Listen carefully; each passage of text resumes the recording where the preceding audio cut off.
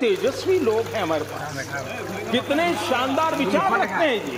और कुछ लोग मनोरंजन भी करवाते हैं।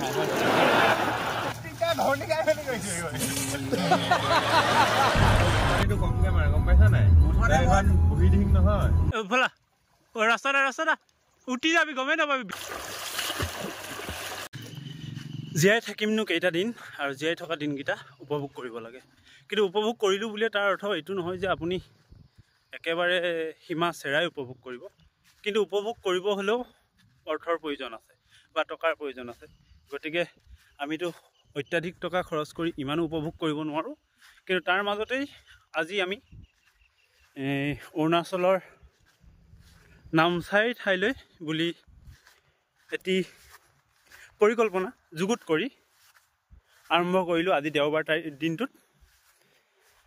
গতিকে আশা কৰোঁ আজি এই অৰুণাচলৰ যাত্ৰাৰ ভ্ৰমণটো আপোনালোকক দেখুৱাম আৰু কিনো ক'ম। গতিকে ইয়াৰ লগে লগেই মোৰ চেনেল নিয়ৰ এক স্বপ্নলৈ আপোনালোক সকলোকে সাদৰে স্বাগতম জনাইছোঁ। আৰু ভিডিঅ'টোৰ মাজলৈ মই আগবাঢ়িছোঁ, লগতে আপোনালোকে ভিডিঅ'টোৰ মাজলৈ আগবাঢ়ক আৰু ভিডিঅ'টো অকণমান স্কিপ নকৰিব। মই যিখিনি ঠাই দেখা পাম সেইখিনিয়ে আপোনালোকক দেখুৱাবলৈ চেষ্টা কৰিম। ইয়াত কি দেখোঁ কি নেদেখোঁ সেয়াটো মই নাজানো। গতিকে আপোনালোকক দেখুৱাই যাম বুলি আশা কৰি আজিৰ ভিডিঅ'টো মই ইয়াৰ লগে লগেই আৰম্ভ কৰিছোঁ। সুন্দৰ এটা ধুনীয়া পথেৰে অতিক্ৰমি আমি এয়া গৈ আছোঁ অৰুণাচল অভিমুখে। আৰু এনেকৈ আহি পাই গ'লোঁ আমি অৱশেষত ডিৰাগ গেট। নামচাই সন্মুখৰ এই ডিৰাগ গেটত ভিৰ চাওক। এফালে গাড়ীৰ লানি নিচিঙা শাৰী, আগফালে পিছফালে সমান।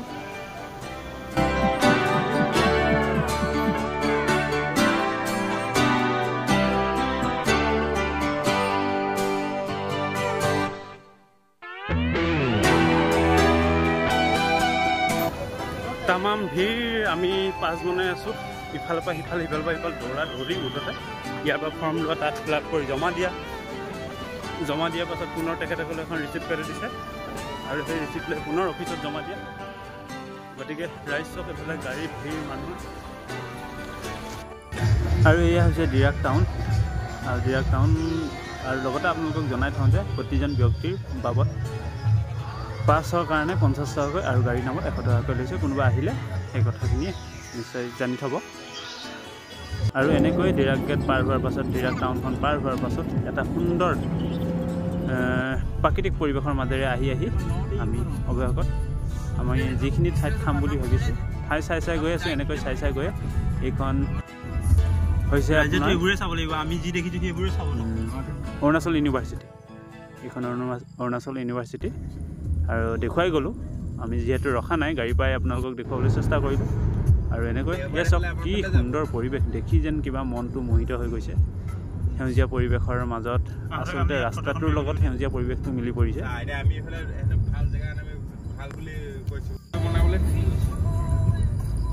এনেকৈ এটা সুন্দৰ দিন আমি অতিবাহিত কৰিবলৈ আহি আছোঁ অৰুণাচল অভিমুখে। আৰু এনেকৈ আহি পাই গ'লোঁ আলুবাৰী দলং। আৰু দলঙৰ তলেৰে বৈ গৈছে বিশাল নৈ।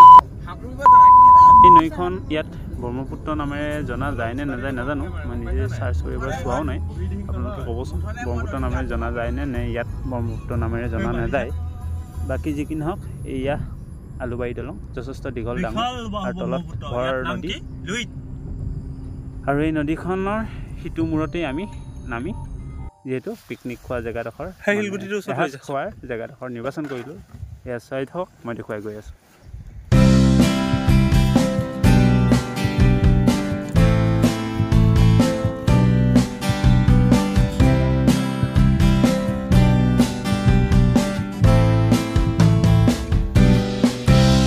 মনু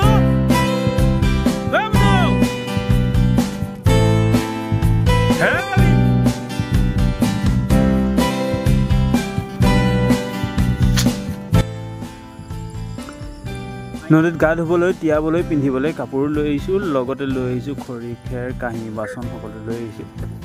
পানী, খোৱা পানী লৈ আহিছোঁ। আৰু বাকীটো ওচৰত নদীখন দেখিছে মানে আপোনালোকে দেখিছে নে নাই আমিতো দেখিছোঁ, আপোনালোকে দেখুৱাই থাকিম। মুঠতে ভিডিঅ'টো চাই থাকক। এই কেৰাহী য'ত যোগাৰ কৰিম আৰু ৰন্ধাৰ একদম কাষতে নৈখন, এইখন চক নদী আপোনালোকে দেখা পাইছে। অলপ পাছত নামি আছোঁ, গা ধুই আছোঁ, চব দেখা পাব আপোনালোকে।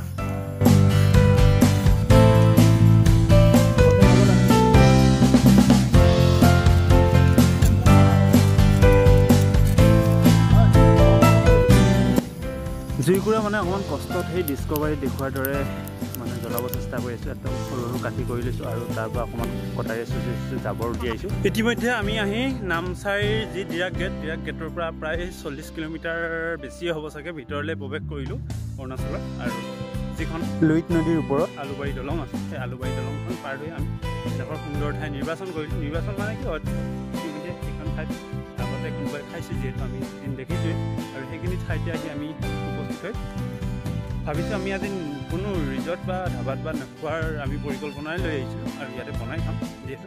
গতিকে আমি সকলো যা যোগাৰ আৰম্ভ কৰি দিছোঁ। ইতিমধ্যে জুই জ্বলাবলৈ আৰম্ভ কৰিলোঁ আৰু তাৰ লগে লগে এতিয়া খানা পিনা বনাই মেলি অকণমান ফুৰিম আৰু তাৰপাছত। গতিকে জেগাডোখৰ সঁচাকৈ সুন্দৰ জেগা। আৰু গতিকে এতিয়া প্ৰথমতে সাজযোৰ সলাই লওঁ। হাফ পেণ্ট লৈ আহিছোঁ, হাফ পেণ্ট স্পৰ্টিং পিন্ধি লওঁ। পিন্ধাৰ পাছত খানা পিনা বনাই গৈ থাকিম, আমি খাই থাকিম। আপোনালোকে ভিডিঅ'টো চাই থাকিব।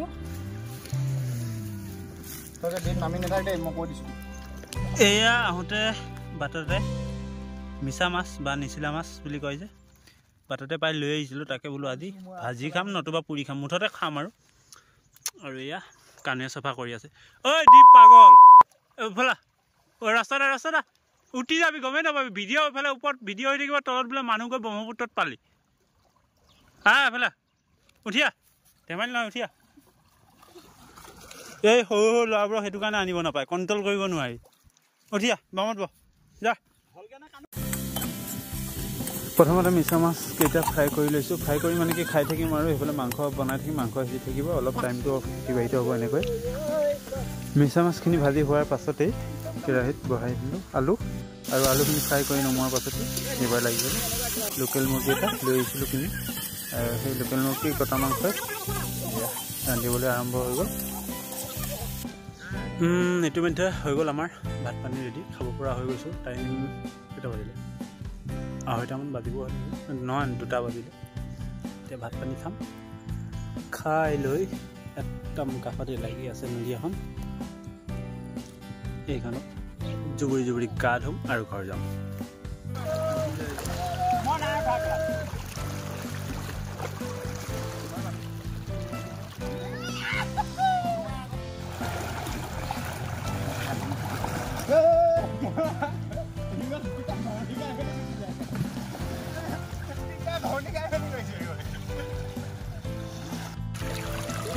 পানী একেবাৰে ওচৰত লৈ আছোঁ মোবাইলটো আৰু ভিডিঅ'টো কৰি আছোঁ এনেকৈ। পানীৰ এই কলকলনি সুন্দৰ শব্দটো আপোনালোকে অনুধাৱন কৰক, কিমান সুন্দৰ লাগিছে শুনিবলৈ। প্ৰথমে আহোঁতে ভাবিছিলোঁ পানীখিনি বহুত দ হ'ব বুলি, কিয়নো তলৰ বালি ক'লা আৰু পাথৰবোৰ ক'লা। পাছত নামিয়ে গম পালোঁ ক'লা বালি আৰু ক'লা পাথৰ থকাকৈ পানীখিনি ক'লা দেখা গৈছিল, যাৰ কাৰণে আমি দ বুলি ভাবিছিলোঁ, কিন্তু দ নহয়, এয়াতহে পানী।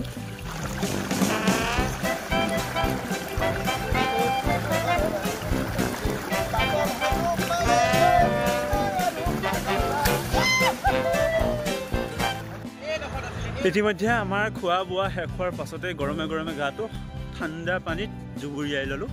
আৰু জুবুৰিয়াই লোৱাৰ পাছত একেবাৰে মানে শীতল পৰি গ'ল গা।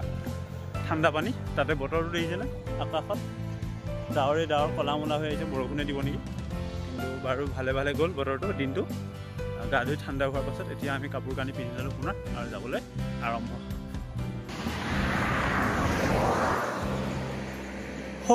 তাতে খালোঁ আমি খানা। আৰু এইটো ৰাস্তাটো, মূল ৰাস্তাটো যিটো, এইখন আলুবাৰী দলং বুলি কয়, আৰু এইটো তেজুলৈ গৈছে এইটো ৰাস্তা। ইফালে তেজুলৈ গৈছে আৰু আমি সোমাইছিলোঁ সেইফালৰ পৰা। গতিকে সিহঁতক সেইফালে আহিব দি, সেইখন গাড়ী সিহঁতক ওলাব দি মই এইফালৰ পৰা শ্বৰ্টকাট মাৰি দিছোঁ। একেবাৰে ওচৰতে আছোঁ মই। কি সুন্দৰ লাগিছে পৰিৱেশটো। এইফালে এইয়া তেজু চাইড, ধুনীয়া পাহাৰ চব দেখিবলৈ একদম সুন্দৰ মনোৰম দৃশ্য। আৰু ৰাস্তাৰ ভিজুৱেলছক কিমান ধুনীয়া লাগিছে। কোন হয় জানো গাড়ীৰ ভিতৰত গ'ল, মই চিনিয়ে নাপালোঁ। চিনি পালে নে নাপালে নাজানো, চিনিয়ে পালে নেকি, কোন হয় ময়ো ভালকৈ চিনি নাপালোঁ। কিন্তু মুঠতে এটা সুন্দৰ পৰিৱেশত ৰখি আছে চব, মাজত গাড়ী ঘোঁৰা নাই, এনেকুৱা এক মনোৰম পৰিৱেশ। অৰুণাচলখন সেইবাবেই চাগে ধুনীয়া। গতিকে বৰ্ণনা কৰিব নোৱাৰোঁ বা বৰ্ণনা কৰিবও নোখোজোঁ। গতিকে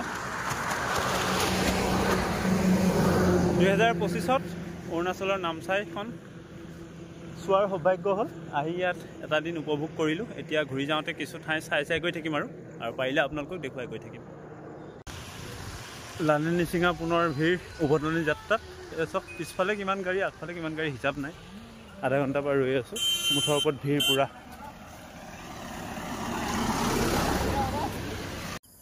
গতিকে গাড়ীৰ ভিৰত আমাৰ যথেষ্ট পলম হৈ গ'ল আৰু একো বিশেষ চোৱা নহ'ল। গতিকে শেষত এই ফটোকেইখনমান আপোনালোকলৈ আগবঢ়াই এই ভিডিঅ'টো ইমানতে সমাপ্ত কৰিছোঁ। আশা কৰোঁ ভিডিঅ'টো আপোনালোকে চাই ভাল পাব। লাইক কৰিব, কমেণ্ট কৰিব, শ্বেয়াৰ কৰিব, লগতে যিসকলে নতুন ছাবস্ক্ৰাইব কৰিব চেনেলটো, আৰু পাৰে যদি ভিডিঅ'টো এবাৰ এটা শ্বেয়াৰ কৰিব। ধন্যবাদ। জয় অসম।